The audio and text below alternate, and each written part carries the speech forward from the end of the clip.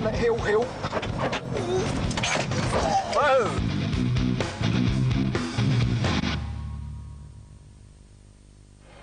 So, where shall we start? Well, with a bit of flag waving, actually, because all the big news at this year's show is being made by famous British marques. And under here is a car that could become an international star. Not only that, but it's making its world debut here at Birmingham.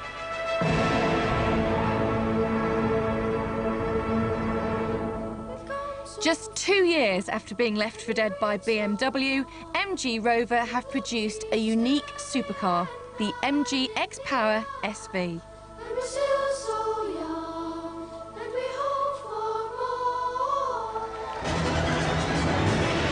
The two-seater SV is designed to be a performance flagship for MG's X-Power sports division, but with an American V8 producing up to 465 brake horsepower, it's gonna be more like a rocket ship.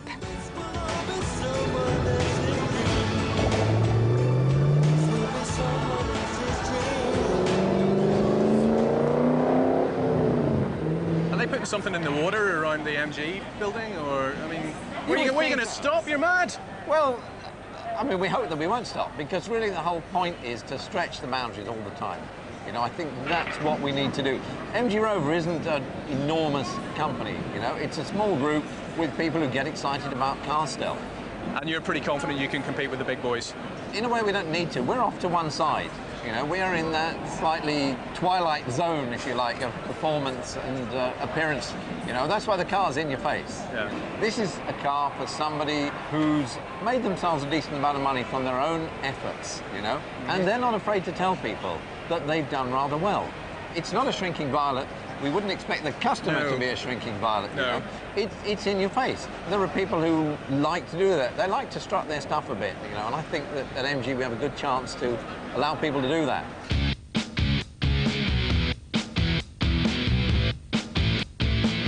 Over here on the Jaguar stand is the brand new XJ.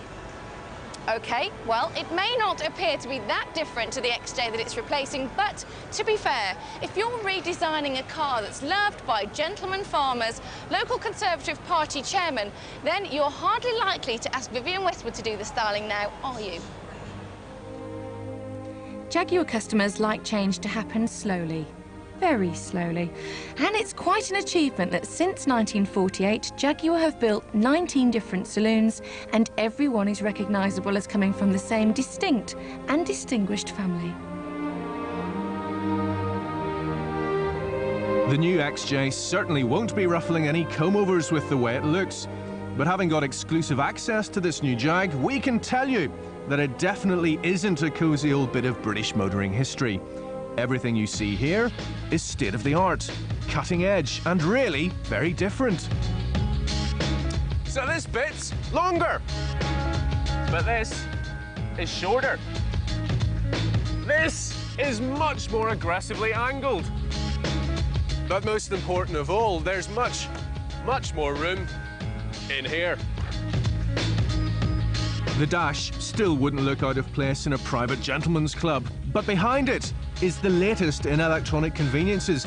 Radar cruise control that stops you getting too close to the car in front, heating, hi-fi, and a telephone that you can talk to, and an electronic parking brake. It's got air suspension, which can be raised for sleeping policemen, airbags, and seat belts that can work out how big you are and which way you're sitting. And of course, most significantly of all, the car is almost entirely made of aluminium. That's why that show car on the stand is so shiny, remember. So why aluminium? Well, that's dead easy. It dramatically reduces weight, it helps reduce emissions, and it also dramatically improves fuel economy. It also sees the disposal of a less popular XJ tradition: rust. Keep the flags waving, we're not finished with you Brits yet. Next up, the chance to dream a little. Sit back, relax, and imagine that you're rich, very rich. Take a look at your new car.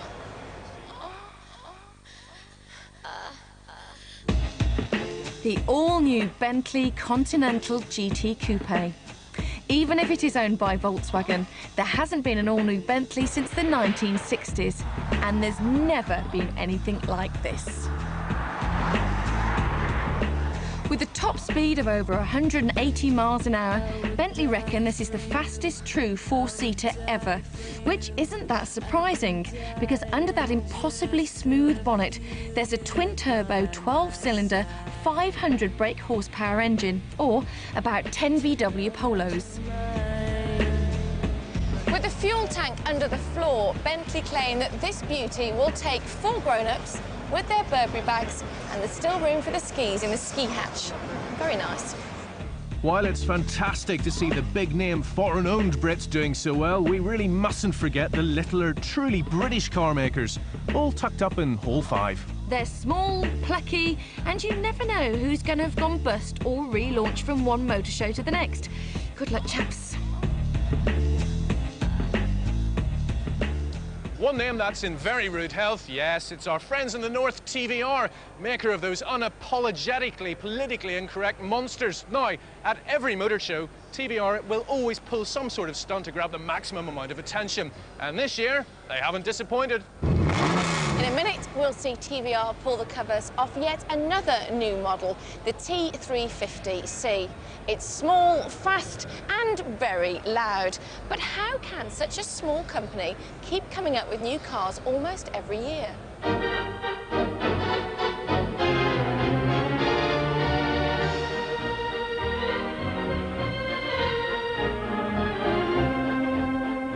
I'm Ben Samuelson, and this is my video diary. I've worked here at TVR for 10 years, and we've launched a lot of cars in that time, and it's now March, so we're starting to think about what we're going to do for the motor show. They've only got 6 months, but boss Peter Wheeler wants an all-new coupe built. You're going to have to chop the back off a bit. We try hard to make the new model as attractive as we can. This year, we hope people find the cars attractive. Because they're never finished before the show, we don't know whether they're attractive or not, which is a big problem. But so far, we've done okay. It's late summer. The production line continues upstairs, while downstairs, the T350C takes shape. Blister on the driver's side where the airbox is, to kind of create some more space. So I thought we can get a very good idea of what it's going to look like very quickly.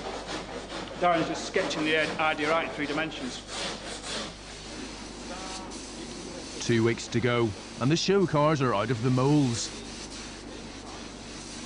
Some of the crew are starting to get a little bit twitchy because we are, I feel, leaving it very late indeed, but we've now pretty much had it all signed off, so it's just a matter of building it. So just hope, fingers crossed, that it comes together, but I have to say it looks a long way away still.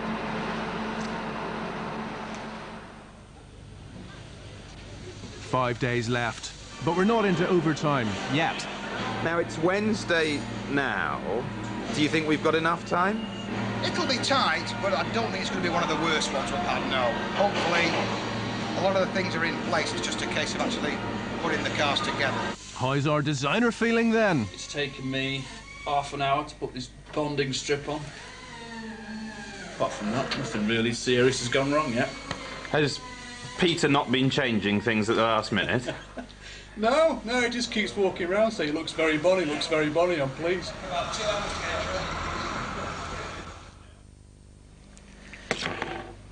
Well, it is now 10 o'clock at night, the night before press day, and the 2 T350s are finished.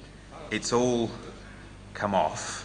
Well, we'll see what happens tomorrow, but the guys have done an amazing job, and they've got the cars done. They look fantastic, and we'll have to see what everyone thinks of them tomorrow. Press morning at the NEC. The media have gathered, and the TVRs keep coming. Which is all handmade. It's Ben's big moment. Almost. So we're having terrible problems with this microphone. Ladies and gentlemen, the TVR T350. They made it. The real T350C is in the shops for Christmas.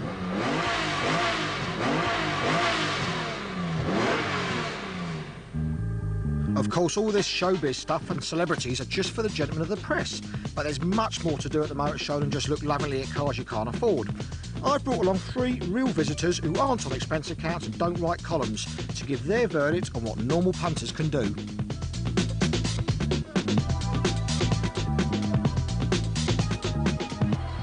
Errol Bailey hails from London. He's a car mechanic and drives a classic Mark II Cortina 1600E. Bill Gould is from Hagley. He's a company director and drives a Volvo C70.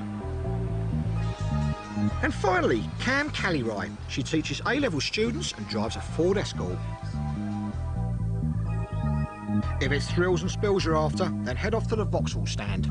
Righto guys, this attraction they call the Edge, and this is where some lunatic driver takes us over this course here and gives us a 4x4 driving experience, and we all end up feeling very queasy and very ill. Right, so what have I got in? I'm all right, I'm going. Queasy and ill, I don't do. Have a nice day. Oh, Bill, you big girl's blouse. So Volvo driver, come on, in you get. Hope you've got a strong stomach. Wow! Hey. Oh yes, oh yes, you got knocked again. Keep going on that, we might have to get married. Oh my God. That's the worst bit apparently. Oh, yes. I hate to hit you in the bedroom, I'll tell you that much.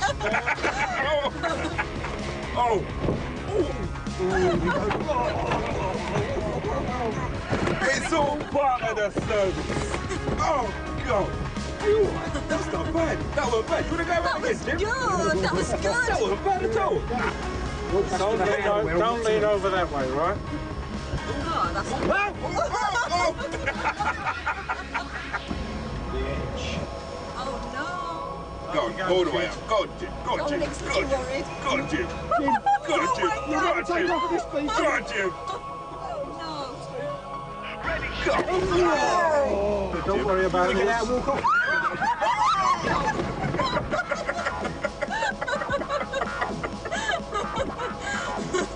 Again. Righto guys, now you've all got kids, haven't you? Yep. Yeah. Yes. Well, Daihatsu's are kindly suppliers with this stand here. If you've got children, bring them down and they're going to let them paint their cars.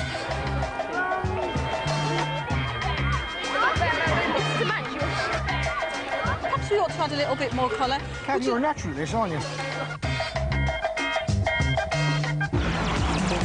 Now, if you think you can change a tyre on a Formula 1 car like the professionals, then you can have a go at the pit stop challenge in Hall 3. But can our 3 punters hack it against myself, Jason and Suzi?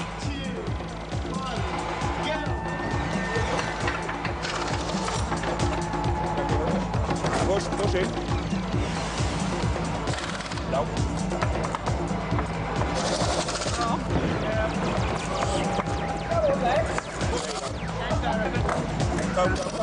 That's it.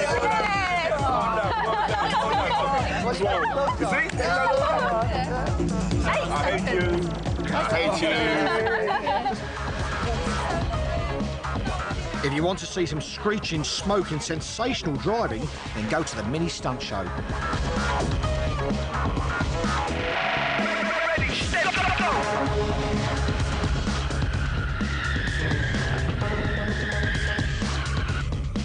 Now look at that. Look, watch this guy. Oh! Why can't we have a go at that? Wow. Yeah. Oh, that's. Oh, yes. Oh, yes. Oh, that's good. How long did it take to get to that standard to do all that driving? Now, if that was me in a car, I'd be feeling really ill by now. Yeah, trust me. I bet he thinks he's really big clever, didn't he? Yeah. Why won't my car do that? When you drive a Volvo, they don't do anything, those things, though. Watch this. Is it going to go in there? Oh, goodness. You know what? That was good. That was good. There's not room for a Rizzler there, is there? Guys, are we having fun or are we having fun?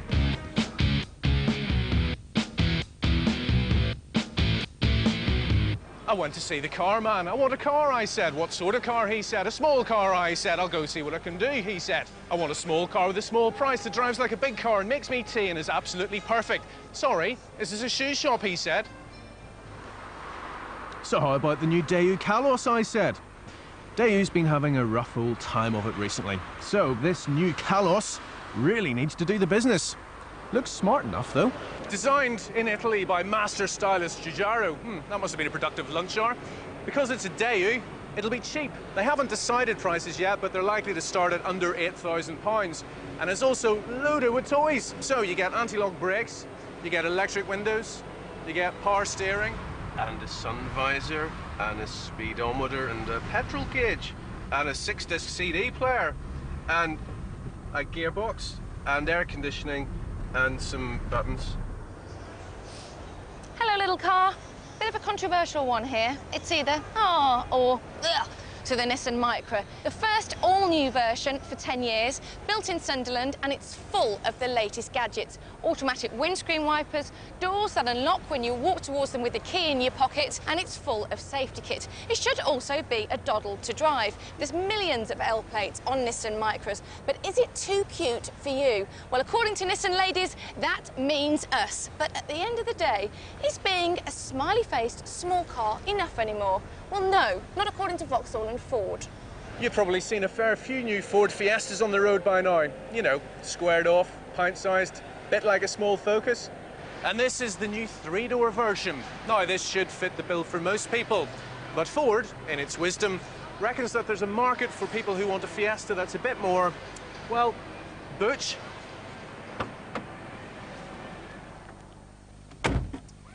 One day at Ford Design HQ, the conversation went something like this. Hey, you crazy guys! Have you noticed how much people like sitting up high in off-roaders, but they don't really like the way they drink lots of petrol, and they're a bit tricky to park? So, what we need to do is build a Fiesta that's taller and chunkier to look at and a bit bigger, but doesn't have four-wheel drive. And this is it. The Fusion. A Fiesta remix. We know it's not an off-roader, it's a tall, small car, but it's not an MPV because none of the seats come out, or do much more than a Fiesta. And it's not an off-roader. What is it then? Search me, I haven't got a clue. Vauxhall's big small car is on sale late next year. The Mariva is a Corsa remix that comes out as a little MPV with very foldy seats. The Citroën C3 is a bold little number compared to recent offerings. It's got a distinctive shape and loads of room for all your stuff. But I don't want one of these. No, I want one of those. The Citroën Plurial is yours from £12,000 next spring. It's based on the C3 and it's absolutely bonkers. Look, look, look. Now you can fold the roof back. But when you fold the roof back, it blocks the window. So you take the roof off and you put it in the boot. And then you can take the sides off and everything goes flat. You can put the seats down and everything. Thanks, girls. You see, it's a car for all seasons. Great idea, very cute, like it. But if you think that Citroën are getting a little bit carried away with their quirky designs, you should check out what their French cousins are doing at Renault. They've begun exploiting the French reputation for haute couture, and just look at the results. The Aventime, the Velsatis, and now the all-new Megane. We asked top British designers Richard Seymour and Dick Powell if British tastes are really ready for flamboyant Frenchies with big bums. I think it's a cultural change. We are more ready now to accept things which are really adventurous. Avant-garde is the new normal. And we all of us hunger for something new and something different. And you look at Audi A8 and BMW, they're producing conservative cars, big cars for people, but I think the time's right to move the game on.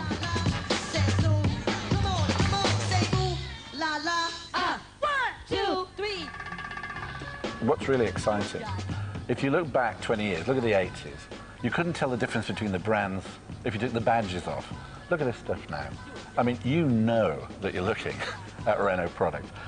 To me, in a way, it's a bit like looking at, I think it was Invasion of the Body Snatchers, the movie, where somebody opens a chrysalis and finds the beast is half-formed inside. So some of these things, like the rear end on the Megane, for instance, very well developed, quite exciting, very 21st century.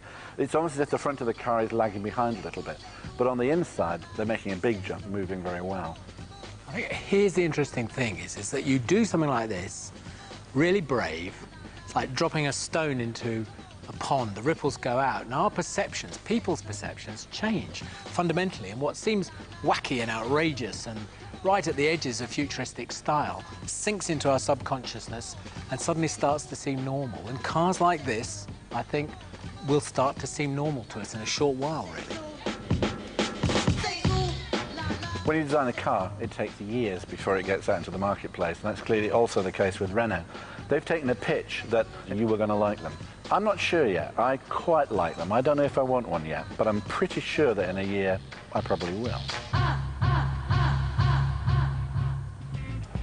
So, what type of cars will we be driving around in the future? With production vehicles becoming ever more weird and wonderful, sometimes it's tricky to distinguish the concepts from the cars you can actually buy. OK, guys, there is tons and tons of cars here to see. What I'm going to do is have some fun. I'm going to show you a range of vehicles, and I want you guys to decide whether you think they're going to be concept cars or whether they're going to be cars that go into production. And what I'm going to do is I'm going to give you both a lollipop. One saying real, one saying concept, and I want you to vote on them and tell me what you think. First up, it's the Peugeot H2O. It's powered by a fuel cell, which means water's the only byproduct of this environmentally friendly fire engine. So, real or concept? That's based on a 206 chassis, the Peugeot 206. Well, Cam, what do you think of it? It reminds me of the Batmobile, really. Batmobile? Should you be drinking? Not yet. What do you think? I can see that something like this will probably go in production about 50 years' time. Bill? Yeah, very stylish. I mean, you can see the typical Peugeot style in there. Yeah, quite nice. OK. Vote. Concept, concept, concept. All right. You're all right. It is a concept car. But you never know what might happen in the future. Next up is another little number from Peugeot. It's got a heat-reflecting glass sunroof and a very open personality. Righto, guys. Now, Peugeots call this one the Sesame. Any idea why? No. Because it's the same colour as the seeds. No. As in open sesame. Now, watch this. Press the button. Ooh. Twin electric doors. Wow. The idea of that is, in a tight space, you can get the doors open and you can still get access to all 4 seats. Good idea. What do you think of it, Cam? I don't like it.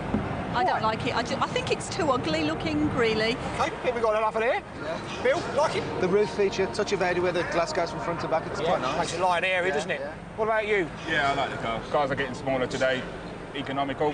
I think it's an ideal car. I wouldn't have it if it was given to me. OK, you don't like it, but now give me your impression. Is it a concept or not? I think not. I think you think it's a real one? It's interesting. Real or concept? Concept. Real concepts. Ooh. I think it's a real one. Do you? I think it's a real. Right. It's a concept car. Oh! If it's any help, if I hadn't known, I would have said it was real as well. The Mitsubishi Pajero Evolution is a radical 4-wheel drive with a 3.5-litre V6. But will we be seeing this piece of a machine on the road? Man's a bag of badges, this is, isn't it? Right, tell me about it. Look at that. Mitsubishi Pajero Evo. I won't tell you too much, just tell me initially what you think of it. You first, Hill. Big, fantastic. I could go with it anywhere. Cam, what do you think? I think it's fantastic. I really like it. It's very American looking. It's fantastic. I would have this any day. Right. Bill, what do you think of it? I think it's a nice car. It's a look, come and look at me kind of car, really, isn't it? Right, what I want to know now, concept or real? Well, I'd like it to be real. Might be real. Errol? I think it's real. What about you, Bill? OK. It is real, but it is unique. It's one of the first concept cars that's been put into production for rally use only. Next up, a sports coupe I'd love to be courted. Right, guys, over here on the Chrysler stand, we'll find this, what they call a Crossfire. Let's find out what you think. Errol? Beautiful car. When you first glimpse it, it looked like an Aston Martin to me, when you look at it from the side view. Yeah. And, I like it. You do? I do. Bill, what do you think? Awesome car. Best of all the cars I've seen today at the motor show, this is gorgeous. Sexy. Love it. Love it. Cam? I think it's fantastic. It's just classy. The colour's beautiful on it. It's just fantastic. Really nice. Thumbs up all round. I love very it. Nice. Yeah, very nice. OK, testing time. Is this a concept car or is it going to be a production car? OK, spot on. It is a real car. This car is going to go into production. It's going to be released next year, late next year, and it's going to be sub 30 grand. It's probably going to be round about 29, so very, very cheap. Absolutely beautiful, isn't it? OK, we're now 26 minutes into the show, and we've already managed to show you 78 of the cars here. So, here's a quick roundup of the other 622. For the first time ever, an off-roader from Porsche. The Cayenne is aimed straight at Hollywood, which is handy really because here's a brand new car that could do with an immediate facelift.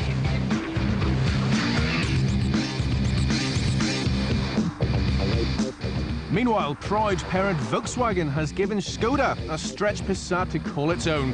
Aptly, or just naffly named, this is the Skoda Superb. And it's got all the luxuries. You know, things like wood and leather and chrome door handles and all manner of traditional Czechoslovakian refinements. But the big news, and I do mean big, is in the back. Now, TV does have a habit of making people look bigger than they are, which in Dom's case can only be a good thing. But I am quite big, 6'3" in fact, so I know a thing or two about rear legroom. And I tell you, there's tons of it in here. In fact, there's room for me to party with all my tallest, most freakishly sized friends. It looks like Volvo's come up with a must-have car here. Its first ever urban off-roader, the XC90, has barely hit the showrooms in the UK, but the order book's nearly full. It'll be the car for the 2003 school run. OK, so it doesn't exactly look radical, but new Saabs don't come along every day. And the 9.3 is all new, a serious sports saloon to go stalking BMW and Mercedes. It's a great drive. Hot hatchbacks are back, but the Alfa Romeo 147 GTA isn't so much hot as scorching. A very large V6 engine under here will hurl it beyond 150 miles an hour once you've driven to the German autobahns, obviously.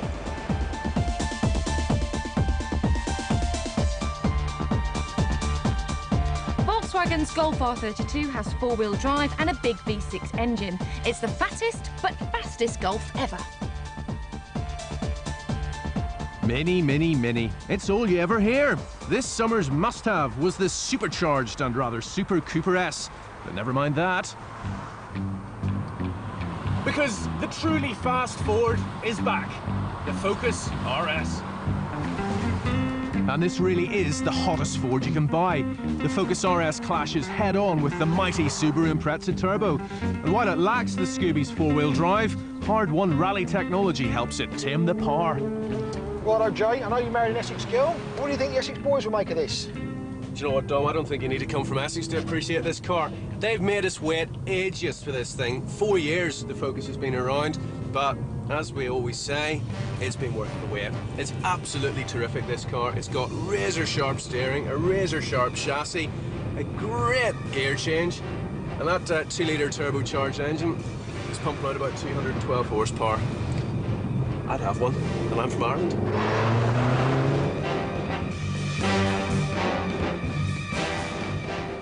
For this year's luxury car, brash is most definitely out. If you thought Jaguar was being conservative, then Audi's new A8 is large, high-tech and very, very subtle. Open wide! Mazda continues to surprise with the RX-8 sports car, a techno-wonder coupe with hidden rear doors and starring in next year's X-Men blockbuster. It might only have a tiny engine, just the 2 seats, and look a bit like a sucked sweet. But bless it, we really have taken the little smart into our hearts. Now, good things come in slightly larger packages with this, the Smart Roadster. In fact, this car is part of a bigger mini Roadster boom. It's all about urban chic. The Smart Crossblade, the Daihatsu Copen Ford Street car. 3 dressy drop heads to cruise the boulevards. But which one do Richard and Dick wish they'd come up with? I reckon that this is a rollerblade on steroids, is what I reckon it is. It's fantastic. I mean, I've never seen a car that looks more like a vehicle that's escaped the designer's drawing board. It looks like a magic marker sketch. Yeah, you're right. Every car designer's got something like this in the back of the sketchbook, haven't they? Well, I don't know about you, but I feel a tad vulnerable. But don't you feel you'd have fun? I would have fun up to about 30 miles an hour, I think, but after that I'd be worried about seagull in the mouth. I would enjoy renting one of these on the Mediterranean coast, you know, hire a car, cruising around. I think it's exciting, but what happens when it rains? I wonder. It's a catwalk car. I'd need 2 of these, one on each foot, I think.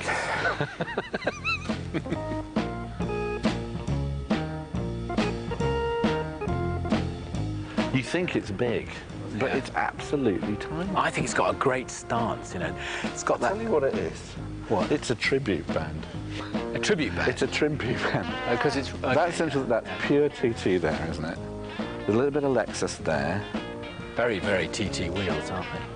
Maybe there's a program they're running in Japan where you just feed in all the different European brands, mix them up, and it pops out like this. Oh, no, I think it's better than that. I don't know, I think it's better than that. It's the quality that I like about this stuff, though. It's really, the game's really moved on. Very cute. Tiny car, but with loads of detail, loads of quality parts. It completely changes character when the roof's up. Does it? Yeah. It's got more of that slightly... Do you know, I reckon this is more friend than car. You know, my wife and my daughter would like to have one of these. They'd love it.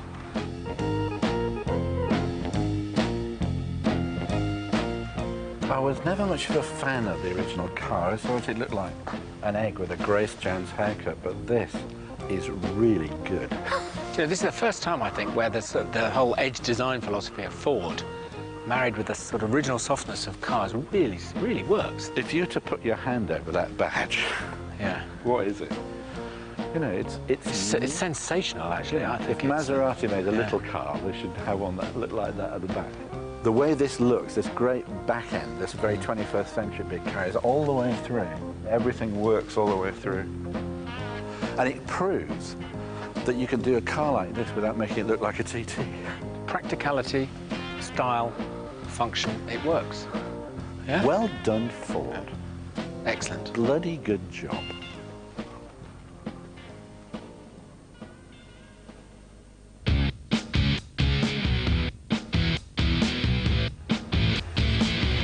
Right, boys, I've been saving something very special for you. Are you ready? What would a motor show be without a Ferrari? And here it is, a Ferrari. Just the one, mind. Think yourselves very lucky.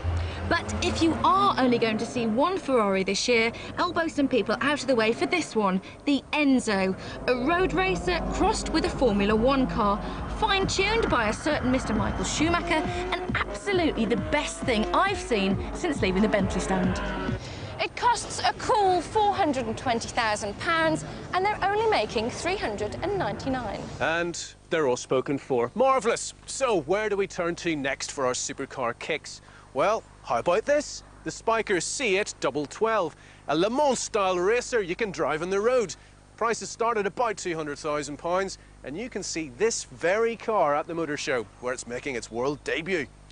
But you'll probably have to form an orderly queue if you want to get up close and personal to one of these, the AMG Mercedes SL55. And at 90 grand, it's less than half the price of the Spiker. So, two top-line supercars, one seriously tricky test track.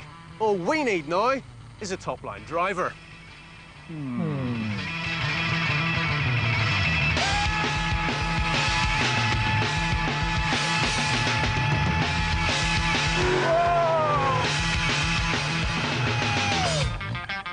First up, I get to ride with Damon in this Spiker, and this thing is so loud, we've given you subtitles. So how does this compare to all the racing cars you've driven then? It's very typical, I'd say. It stinks of petrol, and it's really brutish to drive without hands getting on this. So it's basically a street racer, really, isn't it? It's basically a racing car.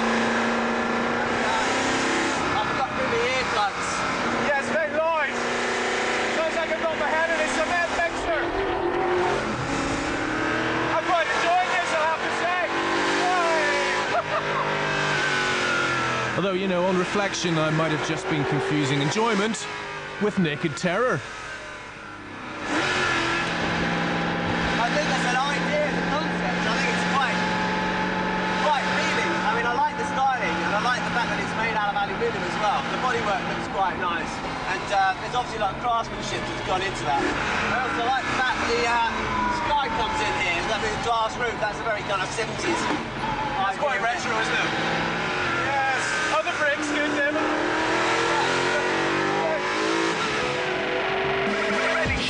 The Mercedes, in contrast to the Spiker, is so quiet you can still hear us with music playing. What are these buttons doing?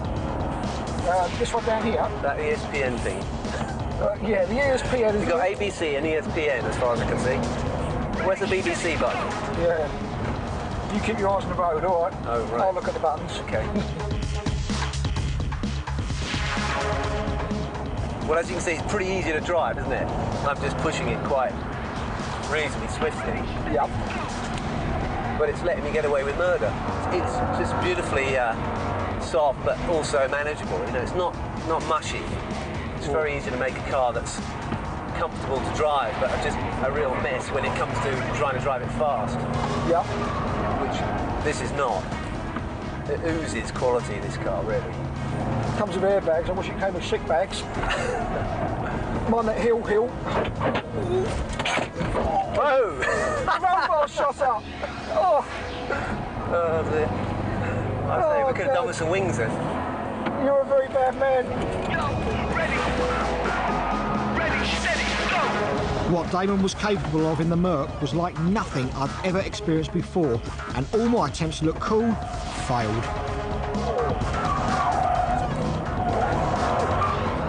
You should do this for a living, you know. Whatever Damon did, the car held on, but I'm afraid rather embarrassingly, I didn't.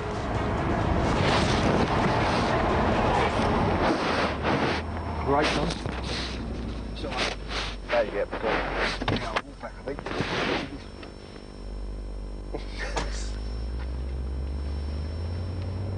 I shouldn't laugh. I've never had that before in my life. Damon Hill makes me sick. Oh dear. Well, there you go. Don't you start. I don't even. You're actually sick. Look, I'll tell you something. You make girls' blies. Damon Hill is a spectacular, he's a fabulous driver, but not even James Bond could have gone through what I went through then. Come on. I survived. You survived. Look, I've got a stomach like steel, and I'll tell you what, This couldn't is go probably through going to go on for some get time. sick in the back of the Vauxhall. If you do come to the show, there's probably no way, shut up, that you'll be able to see everything here. So, here's our highlights. Will you stop it, you two? He's a wimp. You are a wimp, actually. I can't believe it. Soon, every street will have one. But until then, you must check out the Ford Street Car. You must go and see the new Bentley. I'm sure I could never afford one, but it's drop dead gorgeous. And you must go and see the mini stunt show. It's the Italian Job in a hall in Birmingham.